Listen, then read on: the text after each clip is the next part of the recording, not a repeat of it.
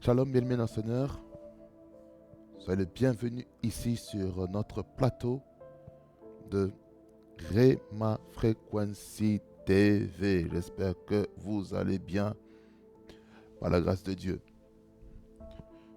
Nous allons partager un thème glorieux. Un thème qui amène la vie. Un thème qui nous propulse très haut avec lui. Je suis convaincu d'une chose. Le Seigneur va parler à quelqu'un d'une façon claire et précise. Quelqu'un peut dire Amen. Quelqu'un peut dire un Amen résonnant là où est-ce qu'il est. Alors, bien-aimés dans le Seigneur, nous allons remettre ce temps entre les mains du Seigneur afin qu'il puisse nous conduire, nous diriger comme lui, il veut nous diriger. Amen. Nous prions. Dieu de grâce, merci pour ce moment que tu permets que je puisse avoir avec mes frères et mes sœurs qui me suivent au travers les nations. Tu es Dieu et ton règne n'a point de fin. Le Dieu qui accomplit tes promesses en tout temps et en toutes circonstances. Je célèbre, Seigneur, pour la vie, je te célèbre pour la santé. Toi, le guide parfait, le bon berger, la lumière qui éclaire dans notre chemin. Toi, le Dieu des esprits des prophètes. Toi qui parles au travers tes serviteurs et tes servantes pour que ton peuple soit béni, que ton peuple soit armé, que ton peuple soit vivifié. Dieu très haut. Maripos te kaos te kebel la cross tababae. Senta cabros te kamaso de brastagae. Que ce message, Seigneur, soit sanctifié, soit purifié au nom puissant de Jésus. Fais-nous du bien en ce moment, au nom de Jésus. Amen. Bien, maintenant, Seigneur, j'aimerais m'entretenir avec vous sur la thématique qui s'intitule « Connaître son identité en Christ ». Je répète la thématique, connaître son identité en Christ. C'est juste ça. C'est juste ça. C'est ça le thème. C'est un thème très court, très bref. Et je suis convaincu d'une chose, que le Seigneur va parler à quelqu'un d'une façon phénoménale. Quelqu'un dit Amen, là où est-ce qu'il est. Nous allons prendre 2 Corinthiens chapitre 5 verset 17. 2 Corinthiens 5, 17. Il nous dit ceci. Si quelqu'un est en Christ, il est une nouvelle création. Dans d'autres versions, on dit une nouvelle créature. Les choses anciennes sont passées. Voici, toutes choses sont devenues nouvelles. Galates 4, verset 1er à 2. Il dit, « Or, aussi longtemps que l'héritier est enfant, je dis qu'il ne diffère en rien d'un esclave, quoiqu'il soit maître de tout, mais il est sous des tuteurs et des administrateurs jusqu'au temps marqué par le Père. » Jean 8, verset 32. Et il nous dit ceci, Jean 8, 32, il nous dit, « Vous connaîtrez la vérité et la vérité vous affranchira. » Amen. Bien-aimés Seigneur, ce thème-ci est un thème très chirurgical dans le plan de Dieu. Écoutez-moi attentivement, bien-aimés Seigneur. Cette affaire de la connaissance de son identité en Christ, c'est quelque chose que nous ne devons pas blaguer avec. Nous devons être des enfants de Dieu qui connaissons notre identité en Christ. Écoutez, connaître, c'est le fait de savoir, c'est obtenir une information qu'il faut. Connaître. Connaître, ça veut dire qu'il y a un savoir. Qu'est-ce que tu dois savoir par rapport à ton identité? Quelles sont les choses de laquelle tu dois prendre conscience par rapport à la connaissance que Dieu est en train de te donner? Qu'est-ce que tu dois connaître pour être libre en Jésus-Christ? Qu'est-ce que tu dois connaître dans ta vie pour expérimenter un shift, un changement dans ta vie? Qu'est-ce qu'il te faut? Il te faut la connaissance. La connaissance de ton identité en Christ ne se trouve que dans sa parole. C'est dans la parole de Dieu qu'on connaîtra qui nous sommes. C'est dans sa parole qu'on va savoir nos privilèges, nos avantages que nous avons ici sur la terre. C'est dans sa parole que nous allons connaître le droit et les devoirs que nous avons dans le royaume de Dieu. Quelqu'un dit Amen là où est-ce qu'il est maintenant. Connaître son identité en Christ. J'ai parlé du premier mot de notre thématique, de connaître. On peut connaître quelque chose en étudiant.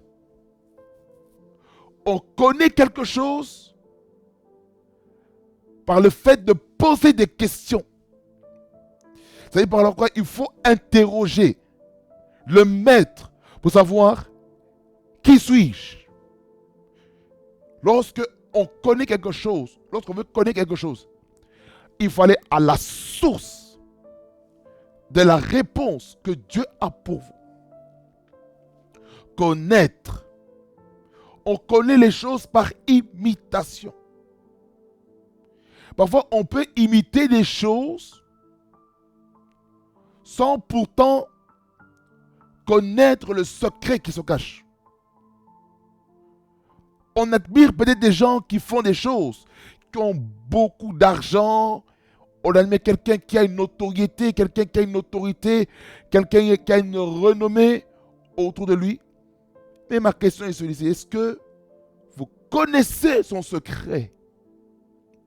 Connaître, c'est vraiment entrer en profondeur d'une chose que nous ne connaissons pas dans l'immédiat et dans le présent, pour avoir de l'impact dans le futur. Voyez-vous, connaître.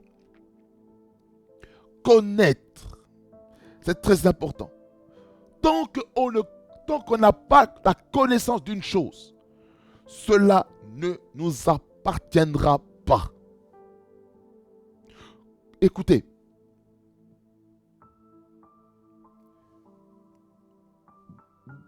Lorsque on ne connaît pas notre identité, on sera désarmé. C'est pourquoi il faut connaître. Il faut connaître. Il faut avoir un savoir. Savoir ce que Dieu connaît de nous. Par rapport à ton devenir, est-ce que tu connais qui tu es? Est-ce que tu sais ce que Dieu pense de toi? Est-ce que tu connais le plan? Est-ce que tu connais la volonté de Dieu pour ta vie? Pour connaître son identité en Christ, nous devons être en intimité avec lui. Regardez. Pour que les disciples deviennent des apôtres, il fallait qu'ils posent des questions à Jésus-Christ. Parce qu'en posant des questions, on acquiert de la connaissance. On augmente en savoir. Pourquoi? Parce qu'on connaît. On a la connaissance. Écoutez-moi bien. Donc, connaître, il y a dans deux dimensions. Il y a connaître de manière théorique et il y a connaître de manière pratique. Connaître. Connaître. Ça, c'est la première réalité. La deuxième réalité, c'est par rapport à l'identité. L'identité, c'est ce qui fait la particularité d'une personne. Chaque individu a une identité biologique, a une identité au niveau de son ADN. Chacun a une identité au niveau de sa biométrique. Chacun a une identité au niveau de son passeport, au niveau de sa carte d'identité, ou de sa carte d'électeur, ou sa carte de banque. Chacun a une identité. Le code barre, le code QR, c'est ton identité.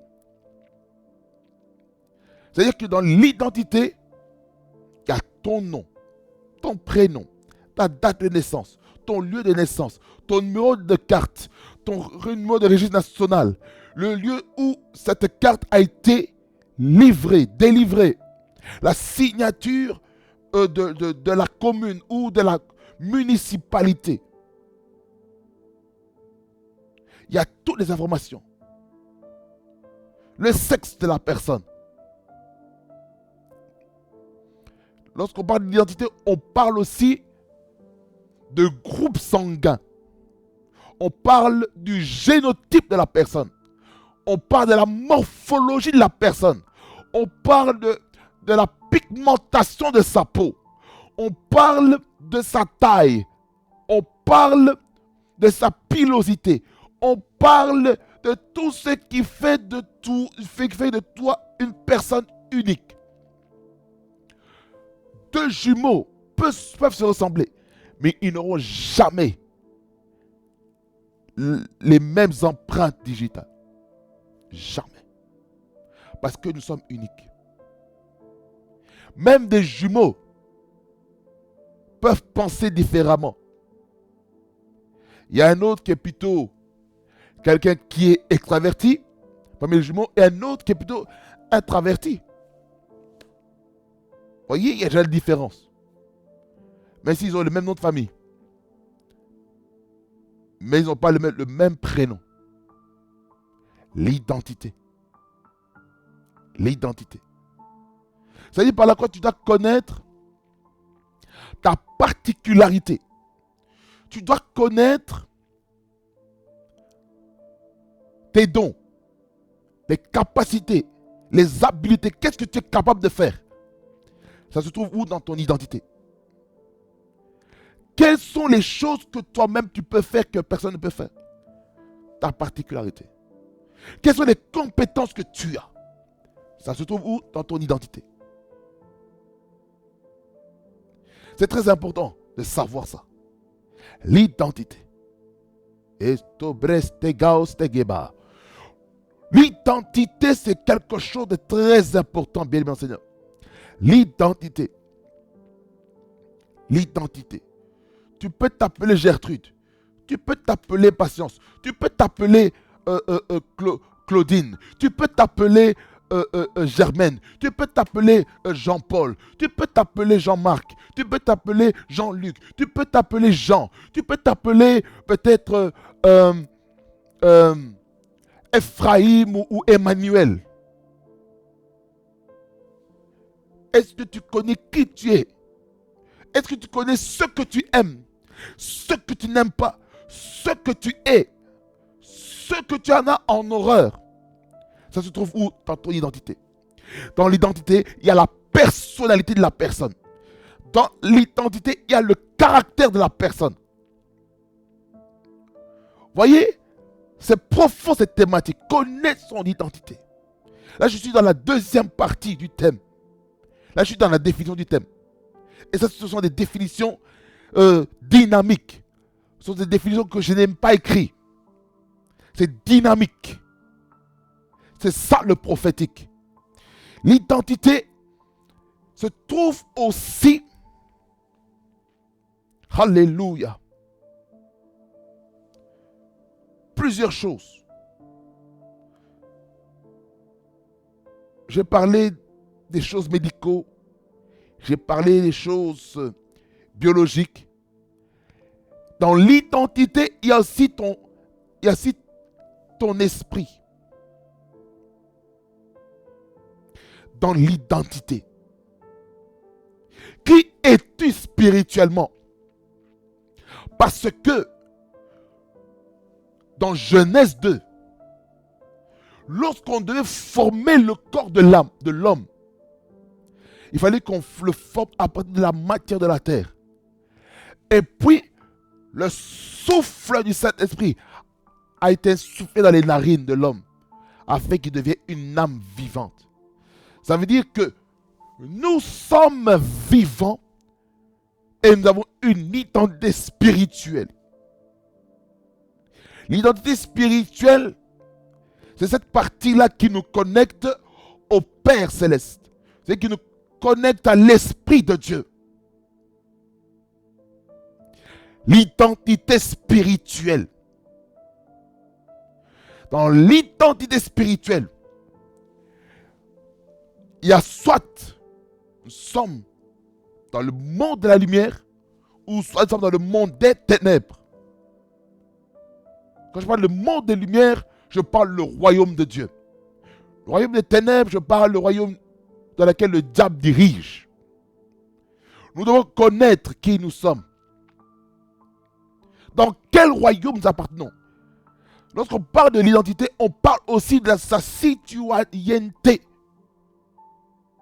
À quel la classe tobo sobre, à quel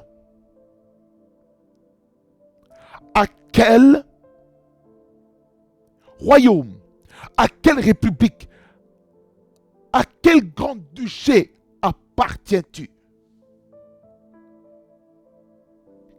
Où est-ce que tu es citoyen, mon frère, ma soeur? C'est très important de comprendre ça. L'identité. L'identité. L'identité. C'est très important. La troisième partie du thème, c'est Christ. Christ. Christ qui vient du grec Christos, qui veut dire loin. Ça veut dire que lorsqu'on est en Christ, nous avons l'onction sur notre vie. Lorsque nous sommes en Christ, nous sommes équipés pour accomplir des grandes œuvres pour le royaume de Dieu. Lorsqu'on est en Christ, nous sommes une nouvelle créature, une nouvelle création, comme dit 2 Corinthiens 5, le verset 17. Parce que notre identité doit se trouver en Christ, parce que Christ est notre sauveur. C'est Jésus-Christ qui nous a sauvés de la vaine manière de vivre. C'est Jésus-Christ qui nous a sauvés du péché. C'est Jésus-Christ qui nous a sauvés de l'esclavage au royaume des ténèbres. C'est Jésus-Christ qui nous a sauvés de la perdition. C'est Jésus-Christ qui nous a sauvés de la mise en otage que le diable nous a mis pendant des années lorsqu'on n'était pas chrétien. Lorsqu'on est en Christ, nous devons savoir que nous sommes en train de quitter le royaume des ténèbres pour entrer dans le royaume de lumière, le royaume de Dieu. Lorsqu'on demeure en Christ, là maintenant, on va découvrir maintenant l'identité qui se cache en Jésus-Christ. Ça veut dire par quoi? On peut avoir une identité propre. Mais l'identité qui doit prendre l'ascendance sur nos vies, c'est Christ. Comment Christ doit être formé en nous? C'est en le connaissant. En ayant une intimité avec lui. Lorsqu'on a une intimité avec le Seigneur, il sera très facile de savoir ce qu'il aime, ce qu'il n'aime pas. Lorsqu'on est en Christ, on doit connaître la mission de Christ. On doit connaître la mission de Jésus pour accomplir des grandes choses dans sa vie. Lorsqu'on est en Christ, nous devons savoir quel est le fardeau que Jésus-Christ porte. Le fardeau que Jésus-Christ porte, c'est le salut des âmes. C'est que tout le monde soit sauvé. C'est ça l'identité en Christ. pourquoi Jésus-Christ est mort sur la terre pour nous. Pourquoi Jésus-Christ s'est sacrifié. Il s'est sacrifié pour tout être humain. Jésus-Christ est mort pour les sorciers, pour les occultistes, pour les francs-maçons, pour les magiciens, pour les escrocs, pour les voleurs, pour les estropiés, pour les malades, pour les impurs, pour les impudiques. Il est mort pour les homosexuels. Il est mort pour les lesbiennes. Il est mort pour les bisexuels. Il est mort pour les transgenres. Il est mort pour les drag queens. Il est mort pour toutes ces personnes, afin que toutes ces personnes puissent accepter Jésus-Christ comme Seigneur et Sauveur. Je n'ai jamais vu dans les Saintes Écritures où Jésus-Christ a maudit un être humain. Il n'a jamais dit que les sorciers meurent.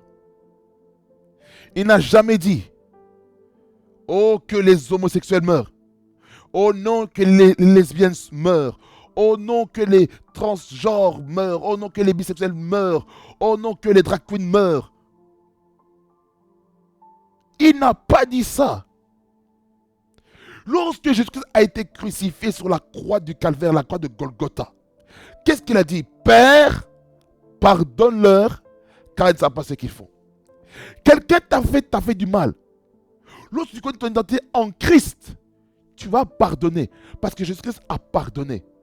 Il a pardonné l'apôtre Pierre parce que l'apôtre Pierre avait régné Jésus-Christ 3 fois. Mais l'apôtre Pierre, dont son prénom c'était Simon-Pierre, pour être précis, avait des remords. Il se culpabilisait. Seigneur, oh, pourquoi j'ai trahi mon maître? Parce que c'est lui qui avait les clés pour prêcher le premier message après la Pentecôte. En rappelant les promesses prophétiques que le prophète Joël avait dit, que dans les derniers jours, je répandrai mon esprit sur toute chair, vos fils et vos filles prophétiseront, vos jeunes gens auront des visions et vos vieillards auront des songes. Oui, sur mes serviteurs et mes servantes, je répandrai mon esprit sur toute chair. Il a rappelé ça dans Actes chapitre 2. À partir de la moitié jusque vers la fin. Parce qu'au tout début, on voit l'œuvre de la Pentecôte qui se fait. Est-ce que vous comprenez ce qu'on a dit dire ici? Écoutez. L'apôtre Pierre a prêché. Christ. Il a dit, vous qui avez crucifié Jésus, vous qui avez crucifié Christ, vous qui avez crucifié Jésus, vous qui avez abandonné Jésus, vous qui avez mal parlé de lui. Mais pourtant, Simon-Pierre, n'avais-tu pas renié Jésus? N'avais-tu pas mal parlé de Jésus-Christ? Mais l'apôtre Pierre, il s'est repenti. Et Jésus-Christ lui a donné un nouveau départ. N'est-ce pas cela le thème de notre mois? Doute. Un nouveau départ. Un nouveau départ. Alors j'aimerais vous dire ceci, bien-aimés dans le Seigneur.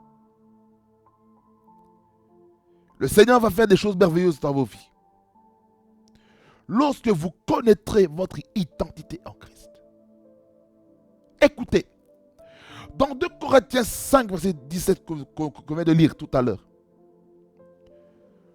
lorsqu'on dit si quelqu'un est en Christ, on dit si quelqu'un, c'est n'importe qui.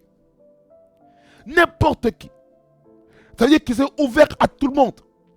Ça veut dire par là quoi que tout le monde a l'accès à Jésus. Tout le monde doit être sauvé. Tout le monde doit connaître Jésus.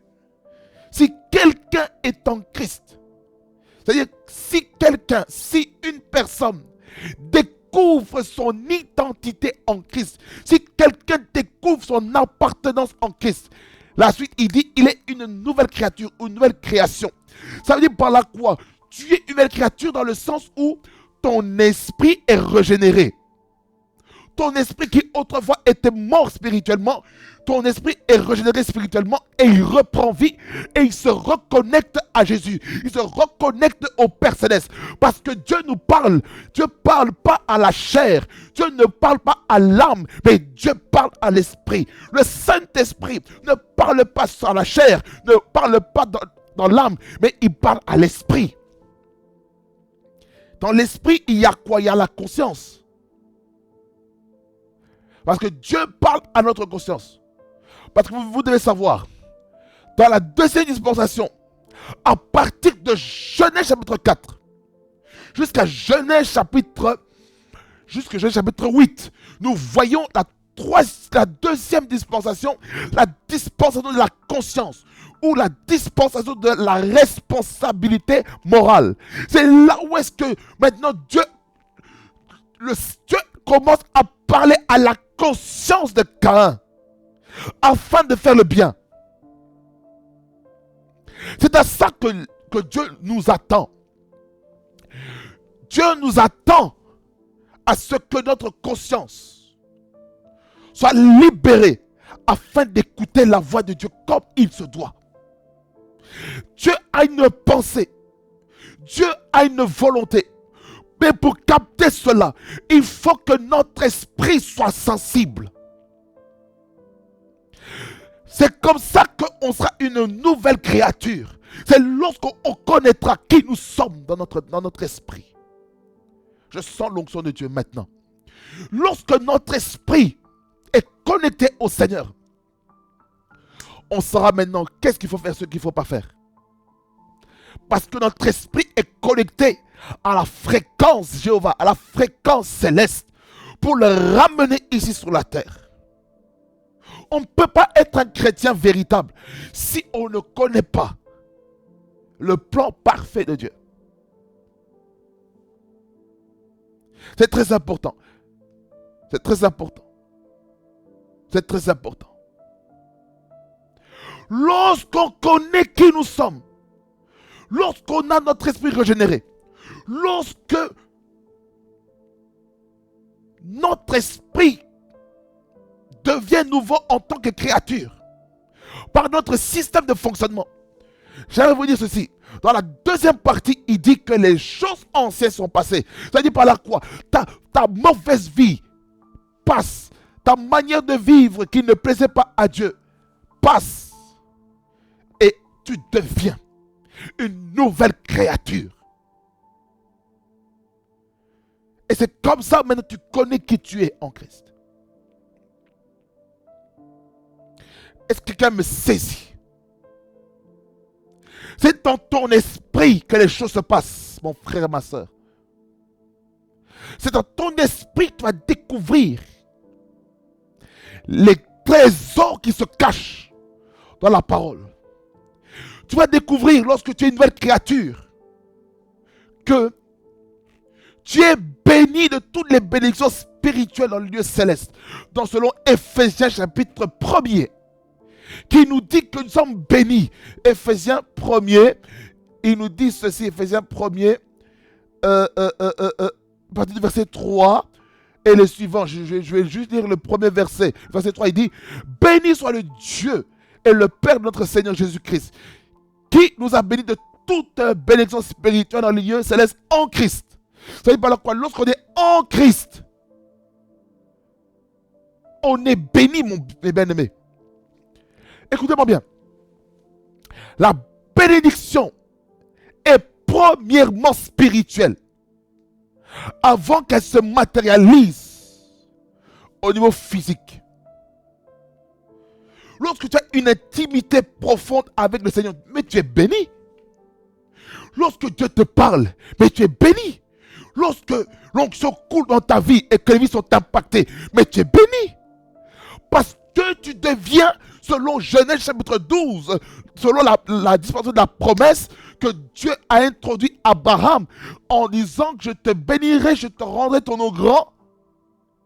Et il dit que tu deviendras une source de bénédiction pour les familles de la terre. Pourquoi? Parce que tu es en train de libérer les choses que Dieu a mises en toi pour bénir les autres. Ça veut dire par là quoi? Le but de la bénédiction dans notre vie, c'est de bénir les autres. C'est d'être une bénédiction pour les autres par notre comportement, par notre caractère, par notre manière de parler, en prêchant l'évangile autour de nous. C'est pourquoi nous sommes bénis, bien-aimés dans le Seigneur. Nous sommes bénis pour cela, bien-aimés dans le Seigneur. Je sens l'onction de Dieu. Nous sommes bénis pour faire des nations des disciples. Nous sommes bénis lorsque les âmes qui étaient perdues reviennent à Christ. Nous sommes bénis. Il y a une récompense pour ça.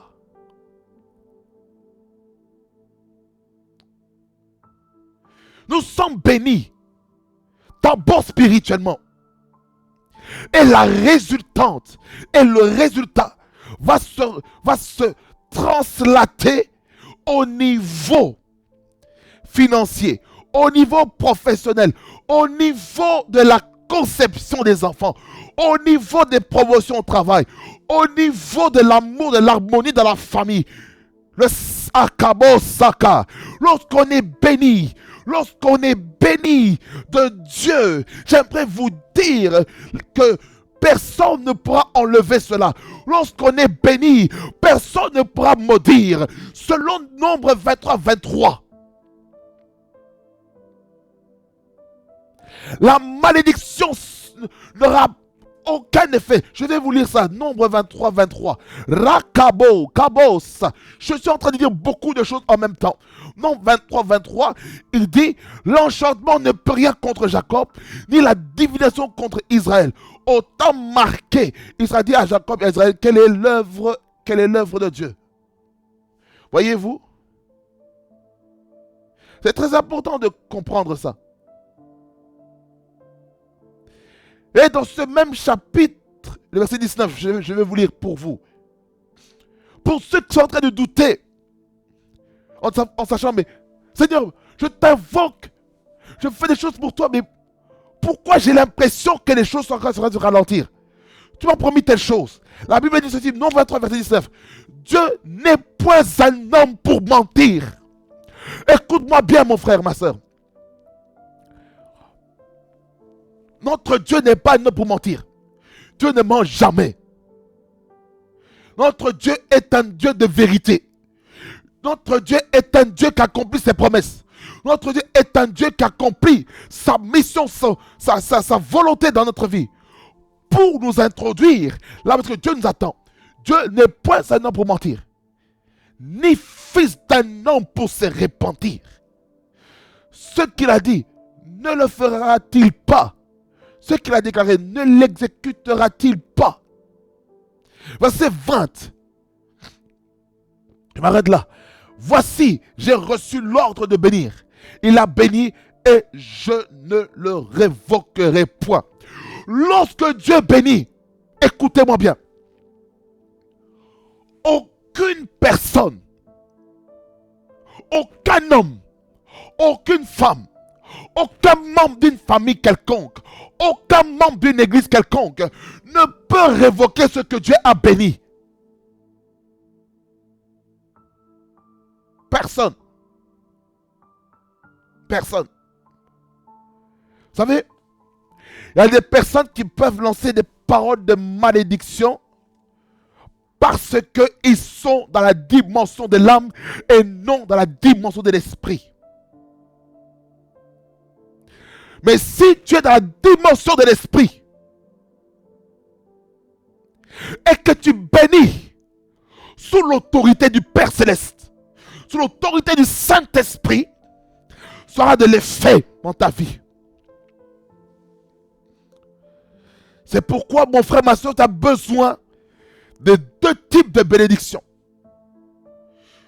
Tu as besoin de bénédictions dans la dimension spirituelle, par Dieu lui-même, au travers des hommes de Dieu, au travers de tes parents spirituels. Mais dans le continent européen, dans le monde occidental, on ne reconnaît pas cette notion de paternité spirituelle. Mais en Afrique, on connaît très très bien la notion de la paternité spirituelle, la notion de père-fils spirituel. Et certains vont dire que le Père spirituel, c'est le Père céleste. Écoutez-moi bien, le Père céleste et le Père spirituel, c'est pas la même chose. On a un seul Père. C'est notre Père céleste. Mais le Père céleste là, qui est dans les cieux, il envoie des dons de ministère par Jésus-Christ au travers les 5 ministères. Pour d'autres, on va dire de 4 ministères. Le ministère apostolique, ceux qui sont des messagers et des envoyés afin de libérer un message qui va être perpétré de génération en génération, de territoire en territoire. Le ministère prophétique en tant que porte-parole de Dieu pour savoir qu'est-ce que Dieu pense, quels sont les intérêts de Dieu. Les évangélistes pour proclamer la bonne nouvelle à ceux qui n'ont jamais entendu parler de Christ. Quatrièmement, le ministère pastoral, c'est pour entretenir les âmes, s'assurer du bien-être de l'Église.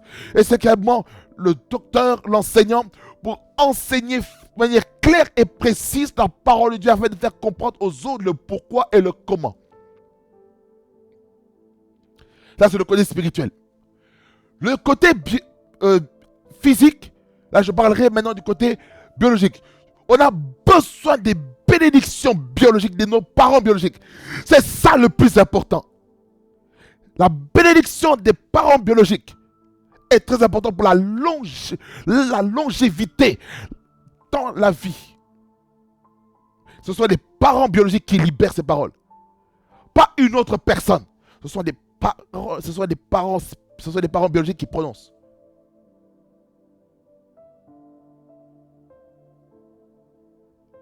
Il peut arriver que les parents peut-être n'ont peut-être pas l'équipement qu'il faut.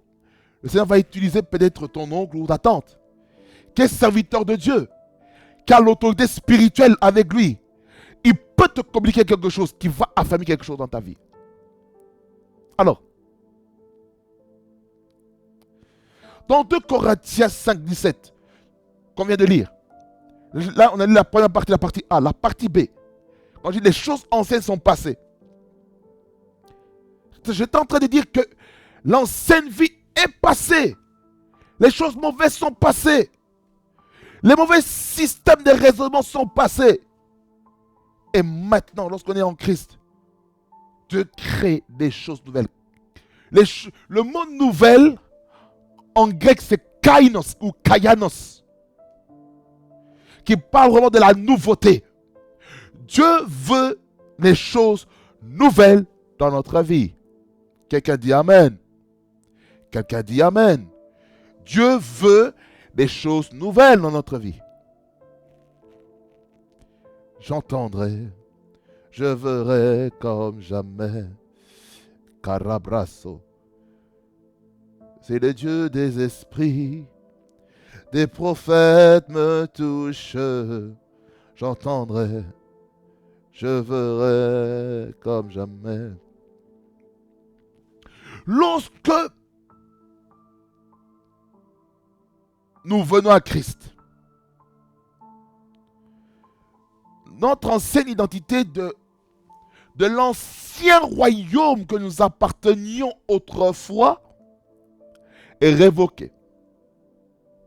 Ça veut dire que tu décides de quitter le royaume où tu habitais avant pour entrer dans un nouveau royaume en connaissant des nouvelles lois, en connaissant des droits par rapport à cette nation dans laquelle tu vas prendre possession. C'est quand tu connaîtras les choses nouvelles que Jésus-Christ a réservées, tu ne pourras jamais palper.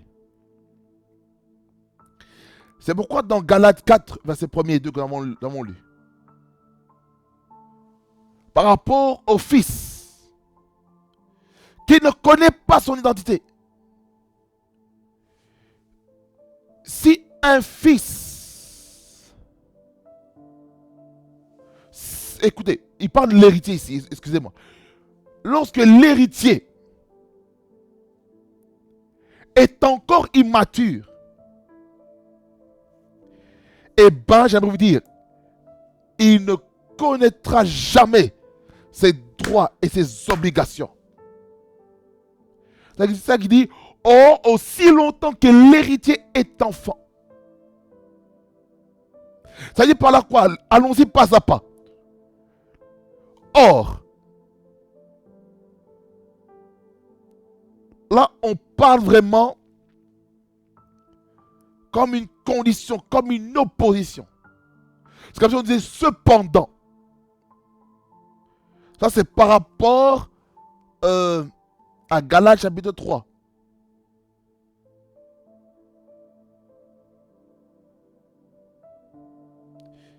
Qui dit ceci, à partir du verset 26. Et le suivant dit, car vous êtes tous fils de Dieu par la foi en Jésus-Christ. C'est ça notre position en Christ. Verset 27. Vous tous qui avez été baptisés en Christ, vous avez revêtu Christ. Il n'y a plus ni juif ni grec. Il n'y a plus ni esclave ni libre. Il n'y a plus ni homme ni femme. Car tous vous êtes un en Jésus-Christ. Et si vous êtes à Christ, vous êtes donc la descendance d'Abraham, héritier selon la promesse. C'est en fonction de ça que dans Galates chapitre 4, verset 1er, il fait maintenant une opposition. D'un côté, il parle que nous sommes héritiers en Christ. Mais de l'autre côté, on dit, mais si l'héritier demeure enfant, il n'en diffère en rien d'un esclave. C'est-à-dire qu'un enfant, il ne peut pas faire ce qu'il veut. On doit lui dire ce qu'il doit faire. On doit lui dire, il faut que tu manges. On doit lui dire, oh non, tu dois te nourrir. On doit lui dire, oh non, mon fils, tu dois, comment je veux dire? Tu dois aller dormir. Tu dois aller te laver. Tu dois aller faire tes petits besoins. Tu dois aller faire la vaisselle. Tu dois jeter la poubelle à l'extérieur. Ça veut dire que l'enfant doit être conduit. Ça veut dire que cet enfant devient un esclave. Donc, le mot esclave ici dans Galates chapitre 4. Dans Galates chapitre 4. Lorsqu'on parle de l'esclave, c'est doulos. C'est-à-dire que lorsque l'héritier est un enfant, il est un doulos. Ça veut dire par là quoi? Il est sous la servitude. Lorsqu'il ne connaît pas son identité, j'aimerais vous dire, on est sous la servitude. Même si tu es le propriétaire, tu es le maître de tout ce qu'il y a entre tes mains. Les richesses, les bénédictions, les grâces de Dieu, l'appel de Dieu, le ministère sous ta vie. Mais aussi longtemps que tu demeures enfant, tu ne pourras jamais profiter pleinement de l'appel, du ministère, de ta relation avec Dieu correctement, lorsque tu ne connais pas ton identité en Christ. Et c'est comme ça que beaucoup de chrétiens aujourd'hui sont ballottés de gauche à droite. Pourquoi? Parce qu'ils ne connaissent pas leur identité en Christ. Lorsqu'on ne connaît pas son identité en Christ, même au niveau professionnel, le diable va commencer à jouer avec vous. Vous allez commencer à faire du travail qui ne correspond pas à vos compétences. Pourquoi? Parce que tu ne connais pas ton identité en Christ. Lorsque tu connais ton identité en Christ, lorsque tu connais ta citoyenneté dans le royaume de Dieu, tu comprendras que tu mérites des bonnes choses. Parce que la Bible dit ceci par rapport à l'analogie en disant que Un père, il ne va pas donner des mauvaises choses à son enfant. Il ne va pas donner du pain à son enfant. Il ne va pas donner un serpent ou un scorpion ou un crabe à un enfant. Tandis qu'il a besoin du pain, tandis qu'il a besoin de la viande, tandis qu'il a besoin de boire quelque chose. Ça, c'est être irresponsable. Notre Dieu, notre Père, a besoin de nous donner quelque chose. Il a besoin de nous donner des bonnes choses qui va nous permettre de nous réjouir, d'être satisfaits, d'être épanouis. Mais pour que ces choses se passent, nous devons lui demander les choses. Et nous devons avoir la foi en lui. Nous devons quitter l'enfance afin de devenir des fils. La Bible déclare dans le livre d'Éphésiens chapitre 9, le verset 6, qu'un enfant nous est né, un fils nous est donné, et la domination reposera sur son épaule. Où est-ce que la croix a été déposée? Où est-ce que la croix a été portée? Pour aller à Golgotha. L'épaule. C'était lourd, mais la domination sur les épaules. Je sens l'onction de Dieu.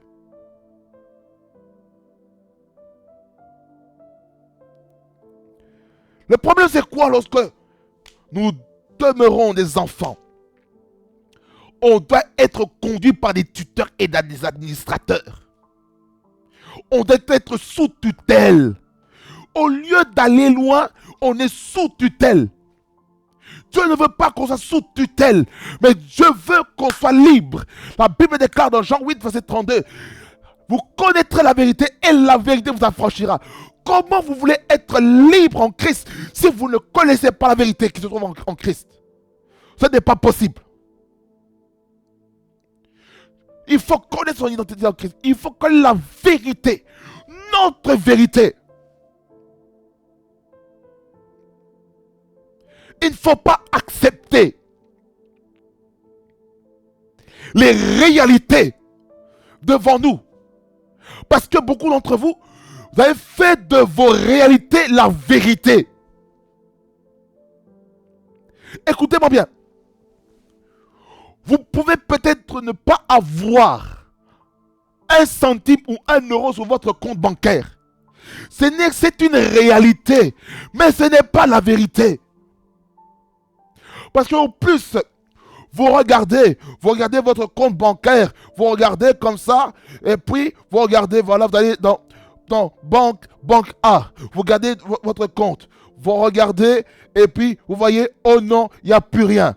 Et puis vous allez dans l'autre compte, compte bancaire numéro B. Voilà, je regarde là, qu'est-ce qu'il y a? Rien du tout. Et puis tu vas dans ton troisième compte bancaire, tu vas là, qu'est-ce que tu regardes? Qu'est-ce que tu vois? Tu vois là, qu'est-ce que tu vois? Tu vois ton compte qui est en négatif. Qu'est-ce que tu vas faire? Mais tu vas te dire, mais Seigneur, mais qu'est-ce qui se passe? Tu te poses des questions, mais pourquoi les finances sont bloquées? Tu vas commencer à douter. Seigneur, m'as-tu pas dit que tu allais faire ça? Au départ, tu étais content des paroles prophétiques. Voilà, Dieu va ouvrir des portes. Dieu va débloquer les finances. Dieu va faire ceci. Mais dans le présent, tu vois comme si c'est le contraire. Mon bien-aimé, ma bien-aimée, écoute-moi bien. Laisse Dieu œuvrer. Laisse Dieu œuvrer à ta place. Parce que Dieu veut faire des choses puissantes dans ta vie. Quand je dis ce thème-là, connaître son identité en Christ, c'est que beaucoup d'entre nous devons comprendre que nous devons connaître notre identité en Christ. Comment?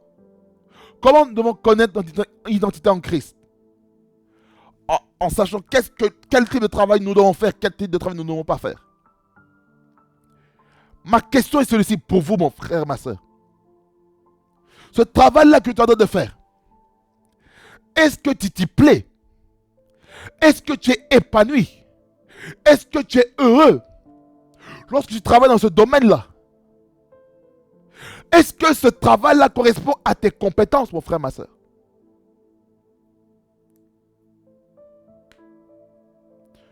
il faut se poser des bonnes questions. Est-ce que le travail que j'ai de faire là maintenant, est-ce que ça correspond à ce que Dieu attend de moi ou pas? Chacun doit se poser cette question. Est-ce que ce travail que je fais là, est-ce que ça correspond à ce que Dieu attend de moi? Est-ce que Dieu me veut dans ça? Ou le Seigneur me fait juste passer par cette saison-là pendant un temps pour entrer dans une nouvelle saison? Posons-nous cette question, mes bien-aimés. Est-ce que ce que j'aurai de faire correspond à mes compétences? Ou ce travail que je suis en train de faire, là c'est une question que chacun doit se poser. Est-ce que ce travail que j'ai de faire, est-ce que ça glorifie Dieu ou pas? Est-ce que ce travail, j'ai l'opportunité de progresser, oui ou non?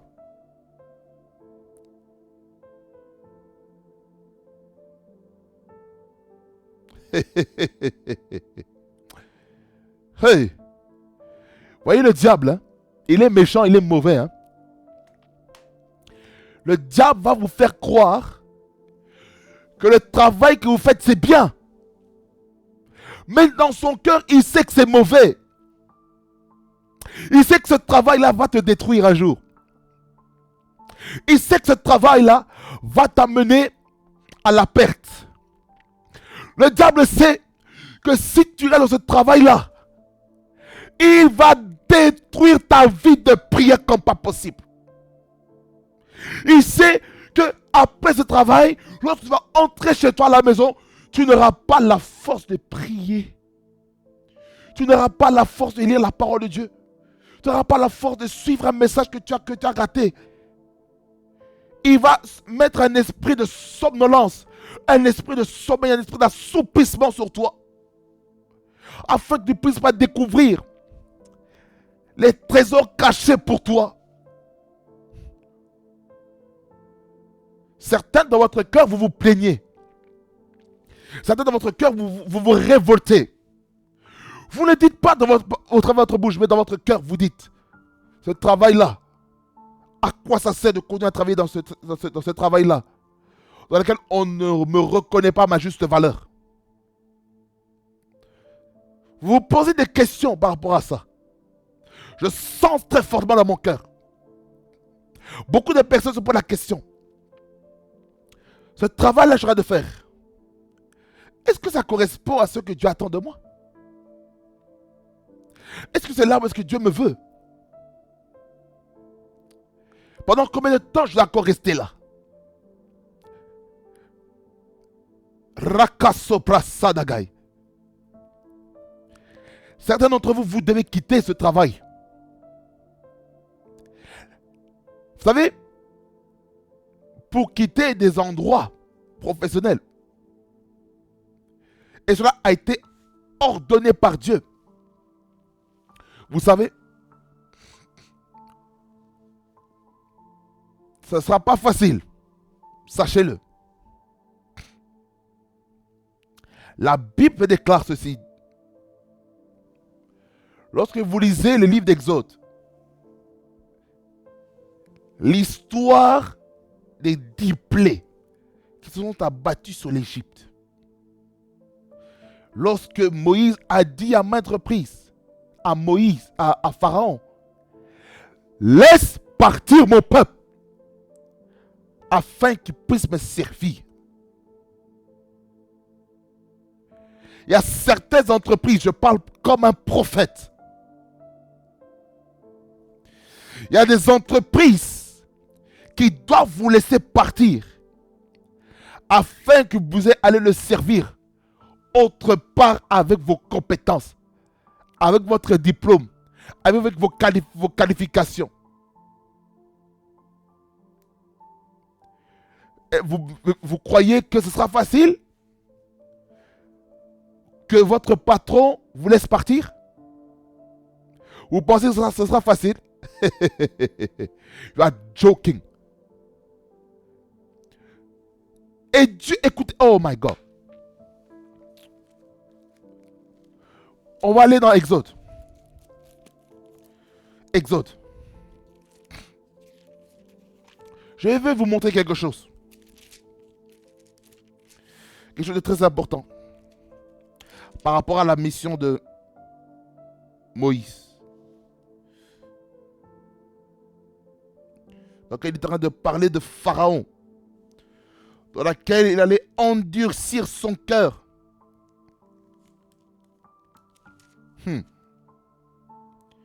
Dieu savait ces choses.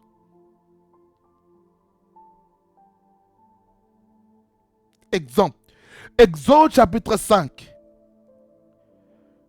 Le verset 1er est le suivant. Moïse et Aaron se rendirent ensuite auprès de Pharaon et lui dirent: Ainsi parle l'Éternel, le Dieu d'Israël. Laisse aller mon peuple pour qu'il célèbre au désert une fête en mon honneur. Pharaon répondit: Qui est l'Éternel pour que j'obéisse à sa voix en laissant aller Israël? Je ne connais point l'Éternel, je ne laisserai point aller Israël. Ils dirent: Le Dieu des Hébreux nous est apparu.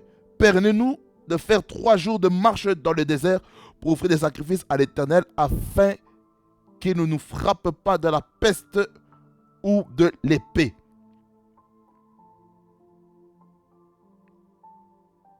Voyez? Et puis on voit la dureté qu'il y a. C'est très important à comprendre.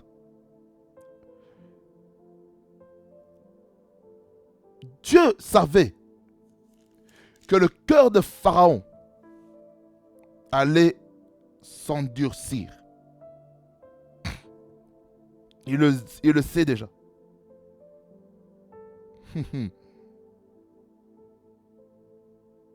Il le sait.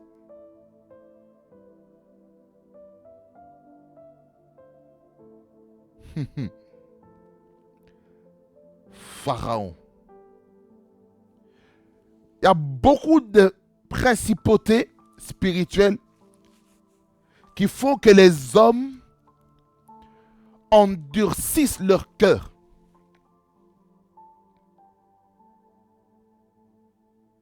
Envers vous. Afin que vous ne puissiez pas partir servir Dieu avec vos richesses. C'est pourquoi ce message-ci est venu. Parce que là je suis en train d'atterrir. Ce message est venu pour que l'Église puisse connaître son identité. Et que l'Église se libère de tout mensonge du diable. De tout endurcissement du cœur de Pharaon qui vous empêche de quitter l'endroit où vous devez être. Dieu vous attend au pays de Canaan où coule le lait et le miel. Et le Seigneur attend de vous que vous ayez un bon état d'esprit comme Caleb et Josué.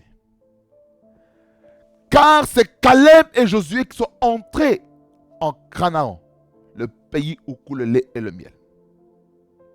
Mais les autres, parmi les 12 espions, la majorité 10 sur 12, ça fait combien? 5/6. 5/6 avaient un mauvais état d'esprit. Mais Dieu veut qu'on ait un bon état d'esprit. Quelqu'un dit Amen. Mais bien aimé dans le Seigneur,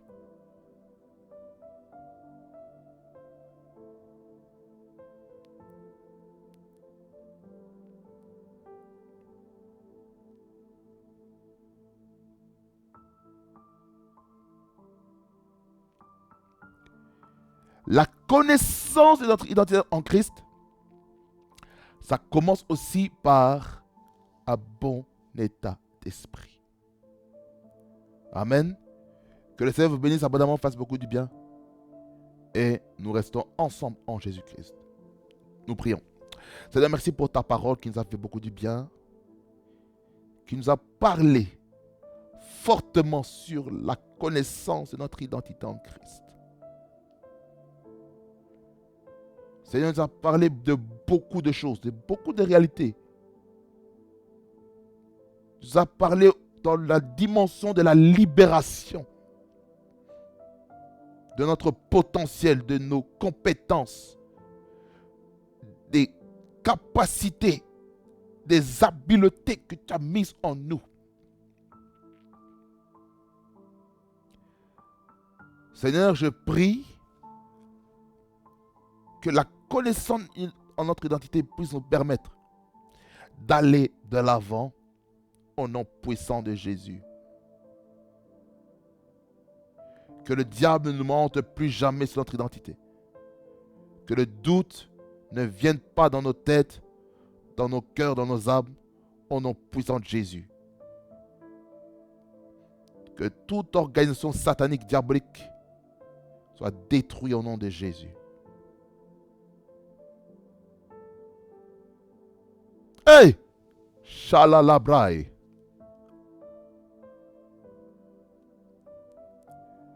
La connaissance de notre identité, Seigneur. La connaissance de notre identité. Kalabros, takabababaska. Malalabashika babo, sete kabababoska. La connaissance de notre identité en Christ. Au nom puissant de Jésus.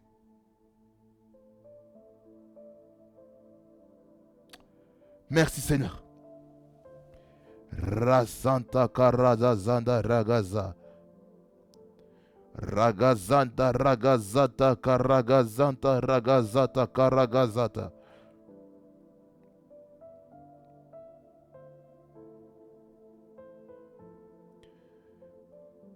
Ikarabosata kabasenta. Merci Seigneur pour la connaissance de mon identité en Christ. Sois loué Seigneur, sois béni. Au nom de Jésus-Christ que j'ai ainsi prié. Amen. Bien-aimés dans le Seigneur,